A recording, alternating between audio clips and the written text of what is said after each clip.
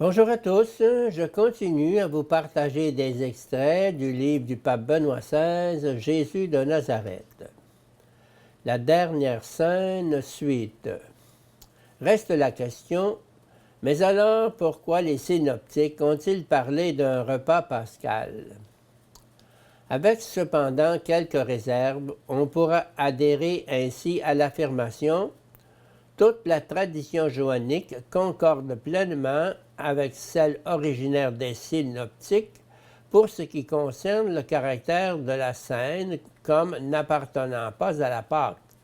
Marginal Joe, 1, page 398. Mais alors, que fut vraiment la dernière scène de Jésus? Jésus était conscient de sa mort imminente. Il savait qu'il n'aurait pas pu manger la Pâque. Dans cette claire conscience, il invita ses disciples à une dernière scène de caractère très particulier, une scène qui n'appartenait à aucun rite juif déterminé, mais qui était ses adieux dans lesquels il donnait quelque chose de nouveau. Il se donnait lui-même comme le véritable agneau, instituant ainsi sa Pâque. En Luc, j'ai ardemment désiré manger cette Pâque avec vous avant de souffrir.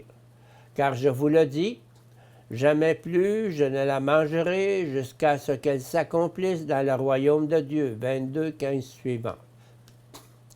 Une chose est évidente dans toute la tradition. L'essentiel de cette scène de congé n'a pas été la Pâque ancienne, mais la nouveauté que Jésus a réalisée dans ce contexte. C'était la Pâque de Jésus. Et en ce sens, il a célébré la Pâque, et il ne l'a pas célébrée. Les rites anciens ne pouvaient pas être pratiqués. Quand vint leur moment, Jésus était déjà mort. Mais il s'était donné lui-même, et ainsi il avait vraiment célébré la Pâque avec eux. De cette façon, l'ancien rite n'avait pas été nié, mais il avait seulement été porté ainsi à son sens plénier. Le premier témoignage de cette vision unifiante du nouveau et de l'ancien, que réalise la nouvelle interprétation de la scène de Jésus par rapport à la Pâque dans le contexte de sa mort et de sa résurrection, se trouve chez Paul dans 1 Corinthiens 5, 7.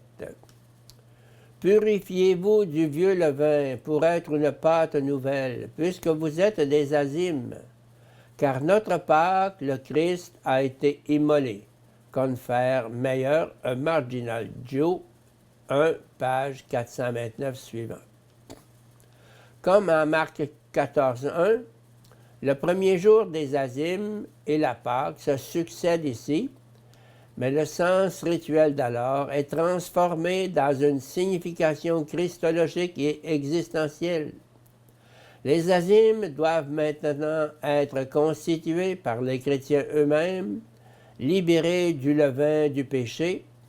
L'agneau immolé, cependant, c'est le Christ.